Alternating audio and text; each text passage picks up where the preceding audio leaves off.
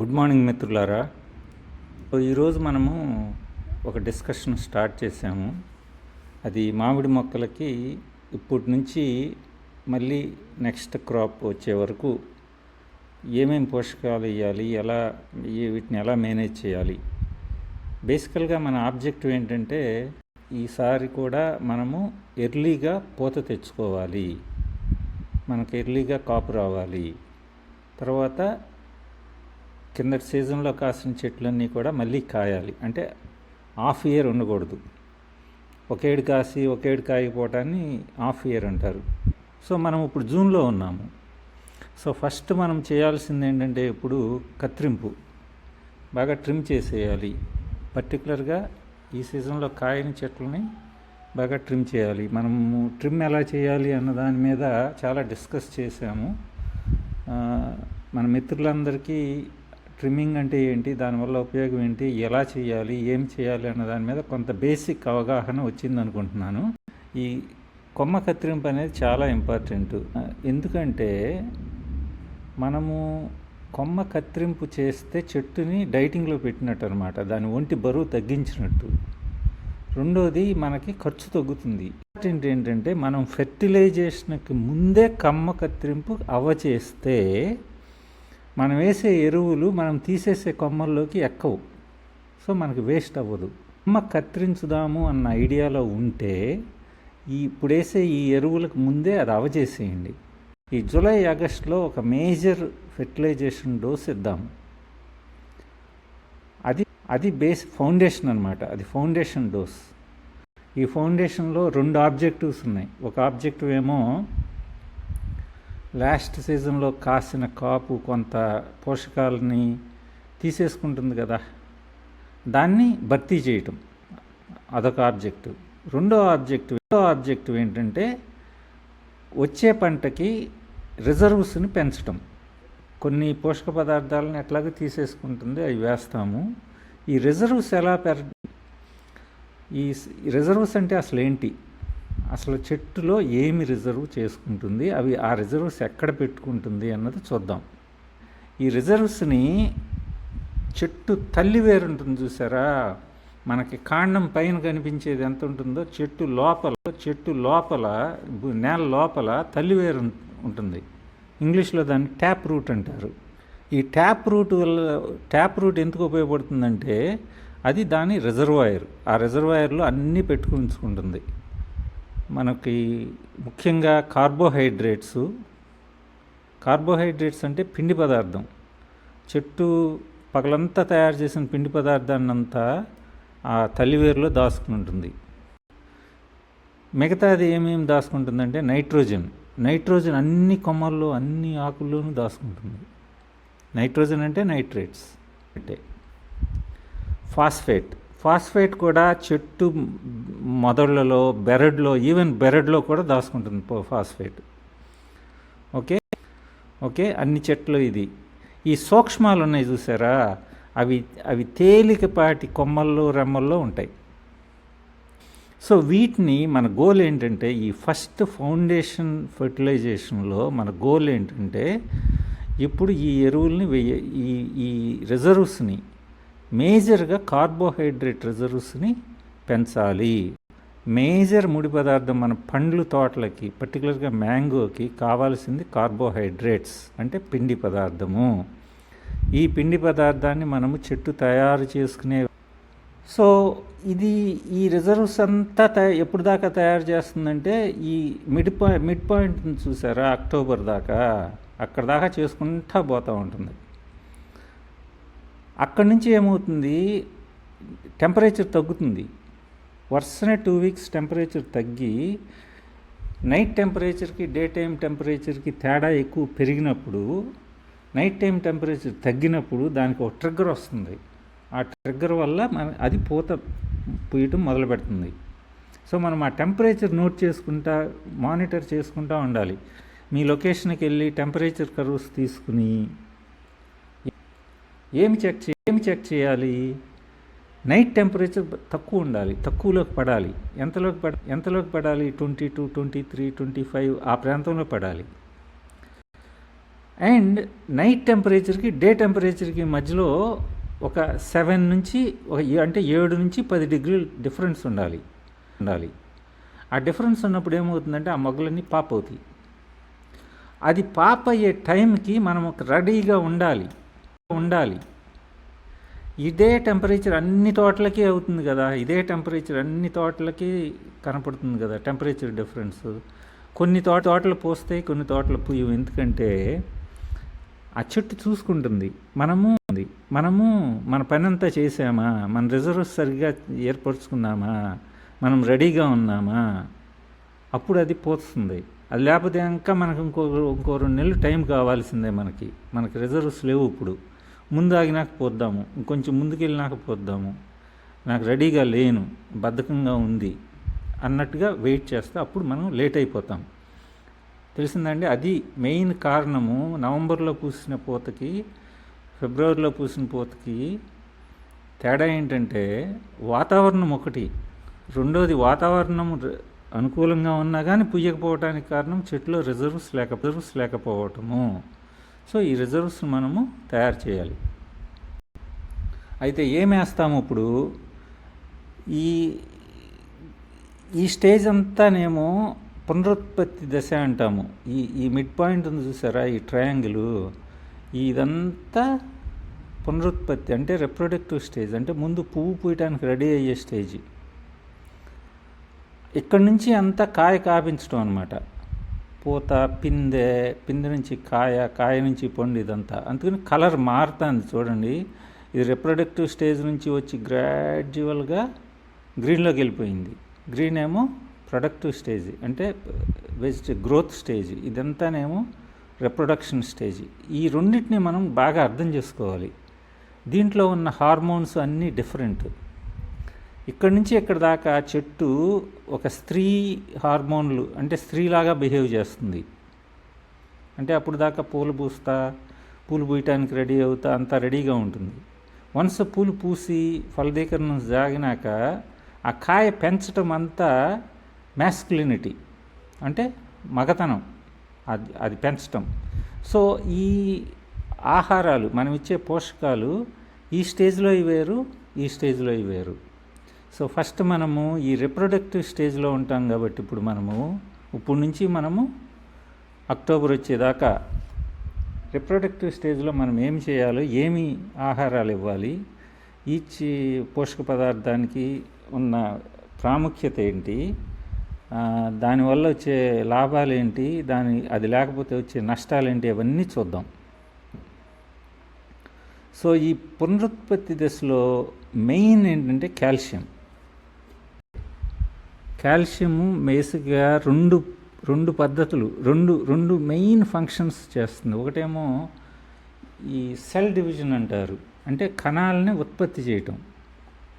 ఒక కణాన్ని రెండో కణంలాగా చేయటం, 2 కణాలని 4 కణాలుగా చేయటం. అట్లా కణ విభజనకి అది ఇంపార్టెంట్. కాల్షియం లేకపోతే కణ విభజన జరగదు. రెండో ముఖ్యమైన విషయం, సరే, కాల్షియం చేసే రెండో పని ఏంటంటే సిగ్నలింగ్. ప్రతి చెట్టులో ప్రతి ఒక్క మూల నుంచి వేరు దాకా, ప్రతి చిగురు నుంచి ప్రతి వేరు దాకా ఆ మెసేజింగ్ అంతా, ఆ సిగ్నల్స్ అన్నీ కాల్షియం వల్లనే జరుగుతాయి. ఈ మెసేజింగ్ జరగటానికి కాల్షియం ఇంపార్టెంట్. సరే, కాల్షియంకి ఇంకో ఇంపార్టెంట్ ఫంక్షన్ ఏంటంటే నేల. చెట్టుకి కాల్షియం ఎంత ఇంపార్టెంటో నేలకు కూడా కాల్షియం అంత ఇంపార్టెంట్. కొన్ని న్యూట్రియంట్స్ని చెట్టుకి ఇవ్వచ్చు, కొన్ని న్యూట్రియంట్స్ని నేలకి ఇవ్వచ్చు, కొన్ని చెట్లని రెండిటికి ఇవ్వచ్చు. మనం ఇచ్చేది నేలకి కూడా. మన చెట్టు చుట్టూ ఉన్న నేల కరెక్ట్గా పనిచేయాలి అంటే దానికి కాల్షియం ఉండాలి.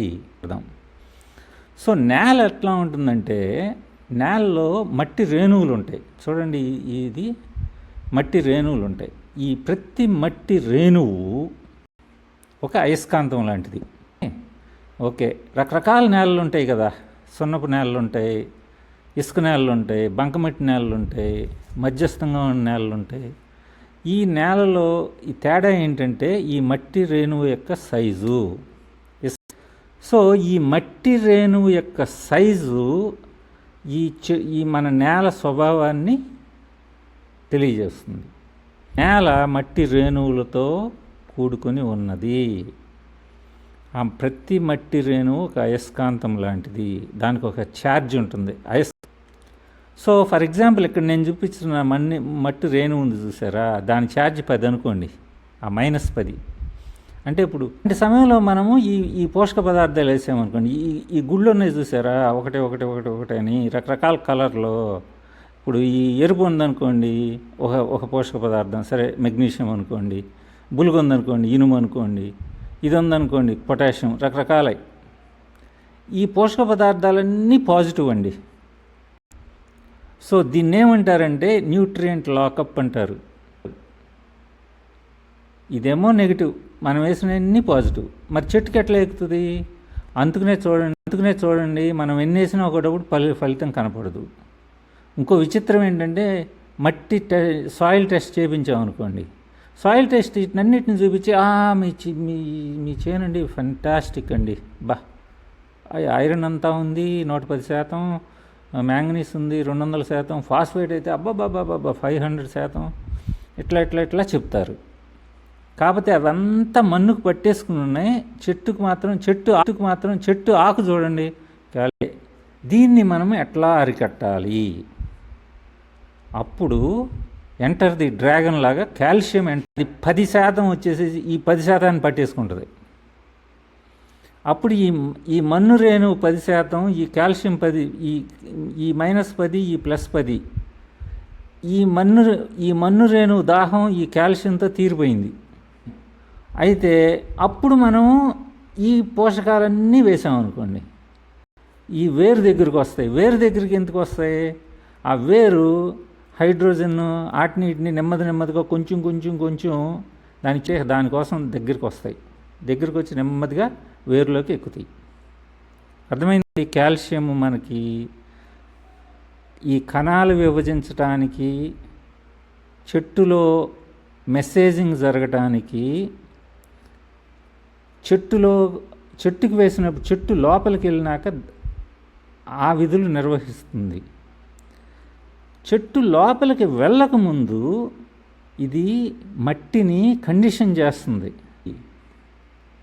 వన్స్ కాల్షియం పట్టేసుకున్నాక ఈ మన్ను రేణువులన్నిటినీ, అప్పుడు మనం మళ్ళీ కాల్షియం వేసినా మిగతా పోషక పదార్థాలు వేసినా అవి దేన్ని పట్టుకోకుండా లూజ్గా ఖాళీగా అటు ఇటు తిరుగుతూ ఉంటాయి. నీరు పోసినప్పుడల్లా నీళ్ళలో కరిగి అటు ఇటు తిరుగుతూ ఉంటాయి. అప్పుడు అవి చెట్టుకి ఎక్కుతాయి. సో మనం కాల్షియం ఎంత వేయాలి అంటే బాగా లగ్జూరియస్గా వేయాలి. ఎందుకని మనం వేసిన సగం కాల్షియము భూదేవికి, దానిపైన వేసేది చెట్టుకి. Go back to the first slide. మళ్ళీ ఫస్ట్ స్లైడ్కి వస్తున్నాం. సో అందుకని ఇక్కడ ఏమని రాశాను నేను, సీజన్ అంతా కాల్షియం నిర్వహించాలి. కాల్షియంని మనం ఎట్లా వేస్తాము? జిప్సం. ఇది చూసారా ఇక్కడ జిప్సం. సో జిప్సంతో పాటు మనకేం కావాలంటే కొంత నైట్రోజన్ కావాలి. ఆ నైట్రోజన్ ఏ రూపంలో ఇవ్వాలి అంటే అమోనియా రూపంలో ఇస్తే బెటరు. ఇది అమోనియా వేస్తే ఏమవుతుందంటే అది కొంచెం ఫాస్ట్గా యాక్ట్ చేస్తుంది. నైట్రేట్కి అమోనియాకి తేడా ఏంటంటే రెండు ఉపయోగం ఒకటే, కానీ నైట్రేట్ని ప్రాసెస్ చేయటానికి చెట్టుకి 3 రెట్లు ఎక్కువ నీరు కావాలి. అదే అమోనియా అయితే లాంగ్ లాస్టింగ్, ఫాస్ట్గా ప్రాసెస్ చేసుకుంటుంది.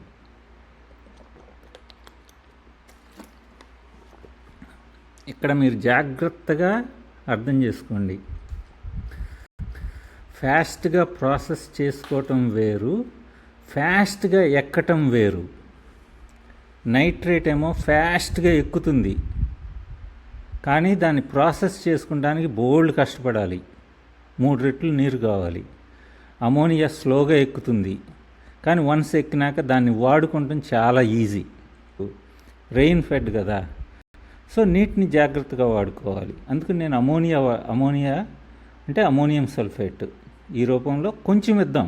సో ఈ కొంచెం ఇచ్చే బిజినెస్ ఏంటి? అసలు కొంచెం ఇవ్వటం ఏంటి, బాగా ఇవ్వటం ఏంటి? బాగా ఇచ్చేదేమో నేలకండి. అయితే ఈ అమోనియం సల్ఫేట్ మనం ఏదో కొంచెం ఇట్లా ఇస్తే అది స్టార్టర్ లాగా పనిచేసి పని జరుగుతూ ఉంటే ఈలోగా మనం ఇచ్చిన అన్నిటికీ కొంచెం వర్షం పడి ఇదంతా ఈ కాల్షియము అంతా సర్దుకుని కొంచెం బ్యాక్టీరియా అంతా తయారయ్యి చాలా లైట్ డోస్లో కొంచెం ఇవ్వాలి. సో మిగతా అన్ని మ్యాంగనీసు, మెగ్నీషియము, ఫాస్ఫేటు, సల్ఫరు ఇవన్నీ కిరణజన్య సంయోగక్రియ బాగా జరగటానికి ఉపయోగపడతాయి.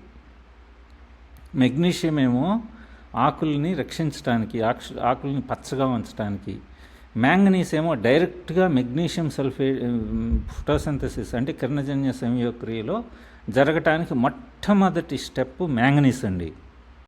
ఎంత ఎక్కువ దున్నితే అంత తక్కువ మ్యాంగనీస్ చెట్టుకి అందుతుంది. కారణం ఏంటంటే ఈ మ్యాంగనీసు Mn2, Mn3, Mn4 ఈ 3 రకాలుగా ఉంటుంది. అంటే మొక్క తీసుకునేది ఓన్లీ ఒక రకము, అది Mn2. మనం దున్నినప్పుడు ఏమవుతుంది, ఈ Mn2 Mn4 అయిపోతుంది.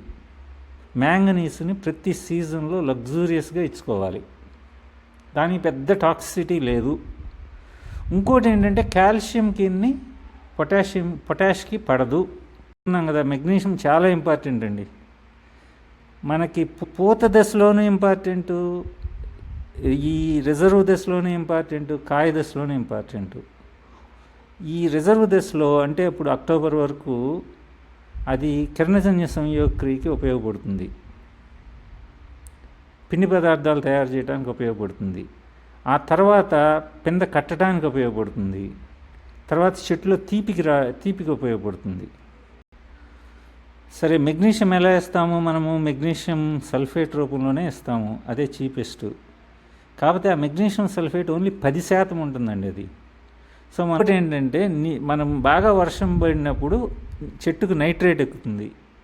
నైట్రేట్ ఎక్కగానే దానికి మెగ్నీషియం అవసరం అవుతుంది. అదే టైంలో మెగ్నీషియం అంతా కొట్టుకుపోతుంది.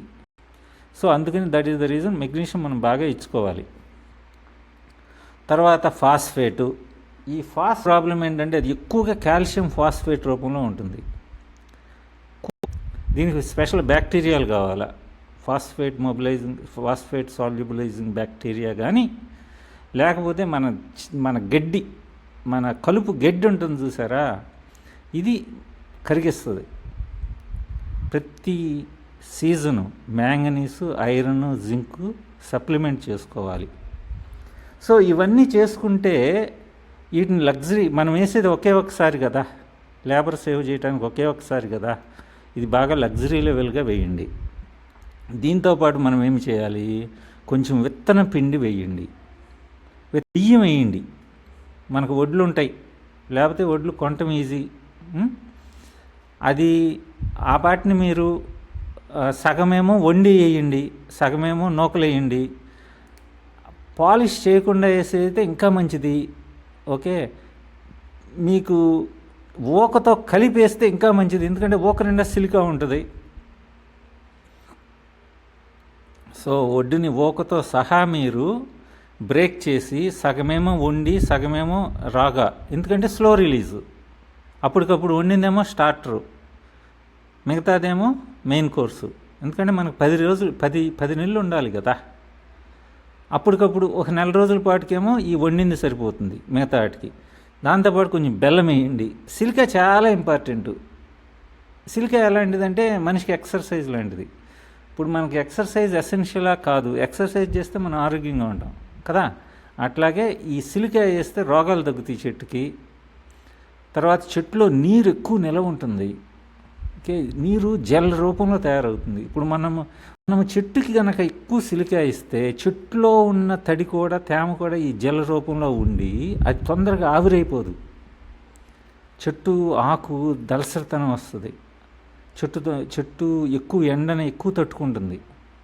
అట్లాగే ఈ జెల్ ఉండటం వల్ల ఈ రోగ నిరోధక శక్తి కెమికల్స్ అన్నీ అక్కడ బాగా నిలవండి.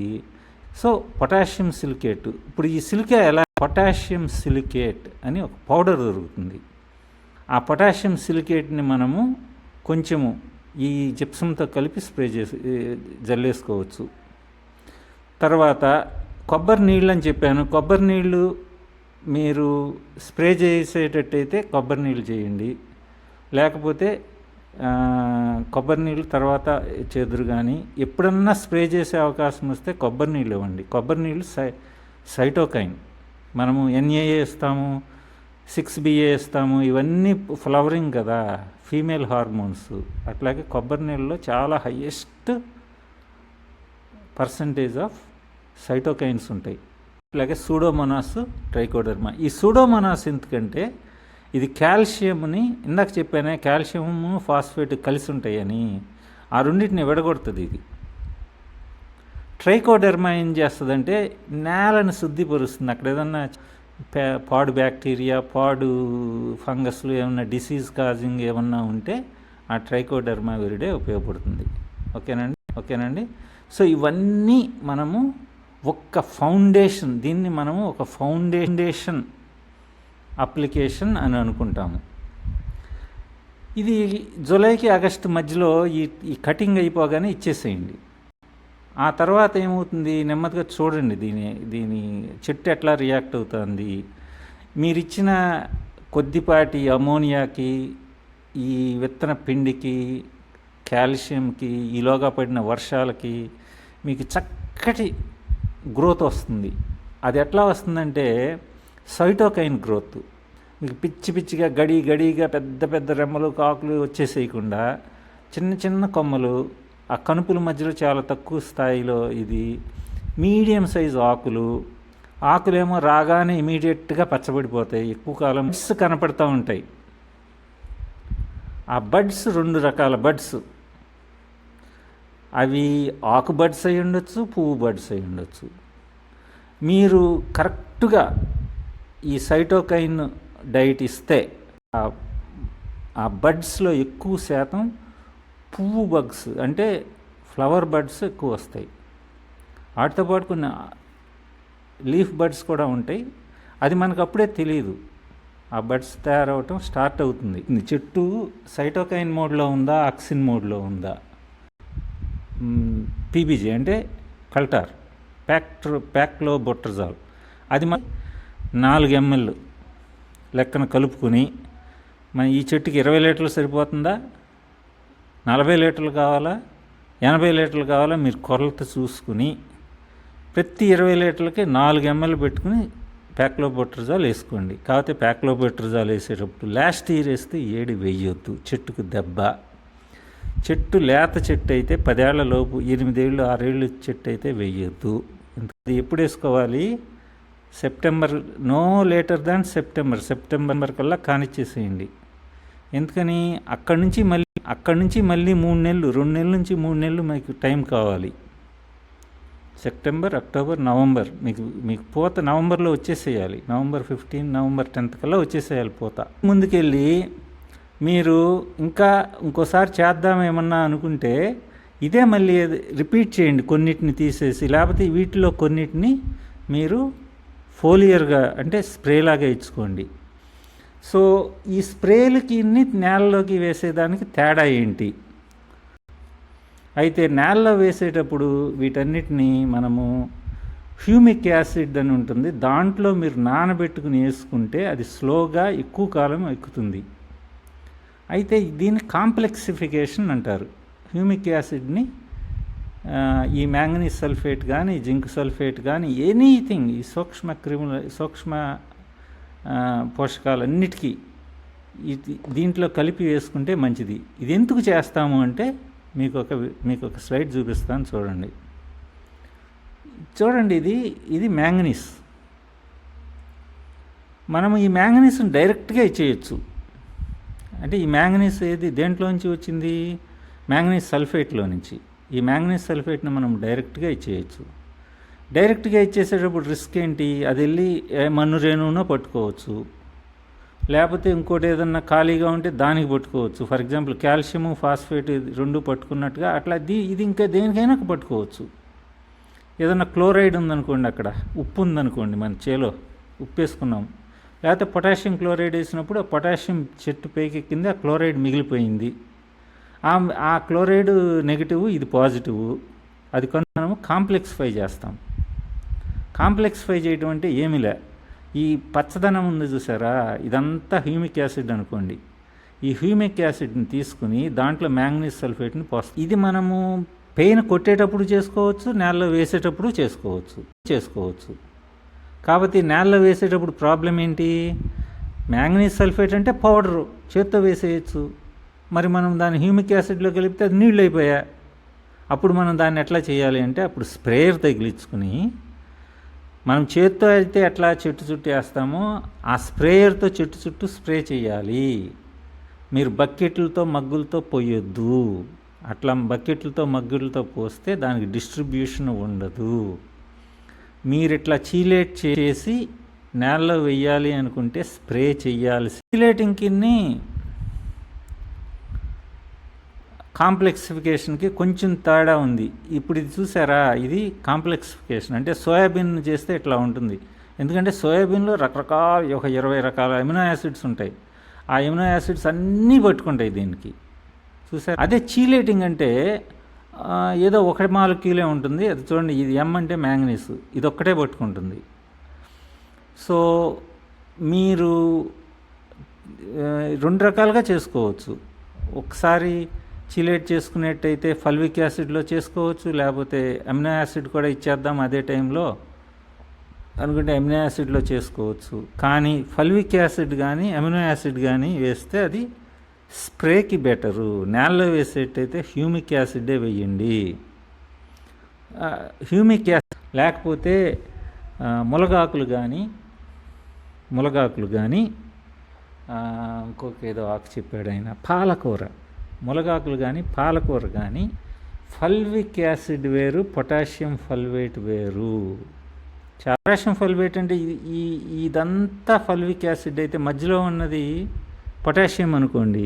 చీలేట్ చేసుకునేటప్పుడు ఫల్విక్ యాసిడ్ మాత్రమే వాడాలి. సో అక్టోబర్ వచ్చేసిందండి, మీకు పూలు all the best.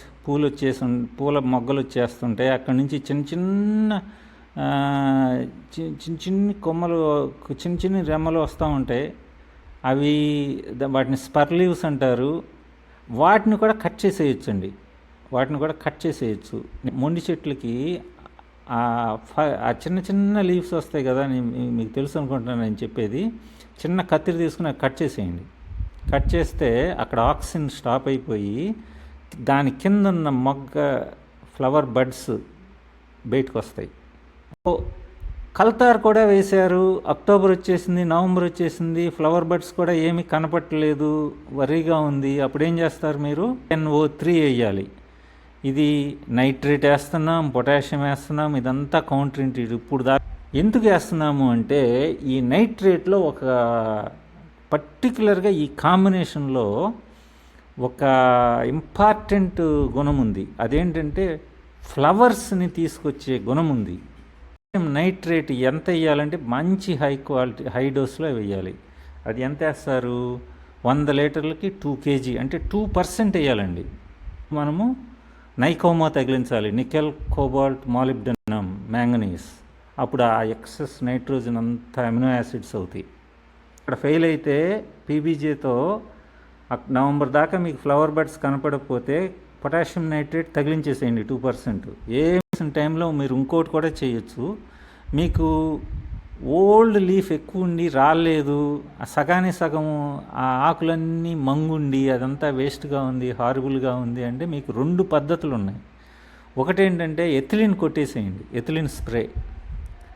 Ethylene spray కొట్టేస్తే దాని డోస్ మళ్ళీ నేను చెప్తాను, చాలా జాగ్రత్తగా చేయాలి. లేకపోతే అది క్యారీ ఓవర్ అవుతుంది. క్యారీ ఓవర్ అయ్యి అన్నిటినీ రాలగొడుతుంది, మీకు చివరి దాకా మిమ్మల్ని సతాయిస్తుంది.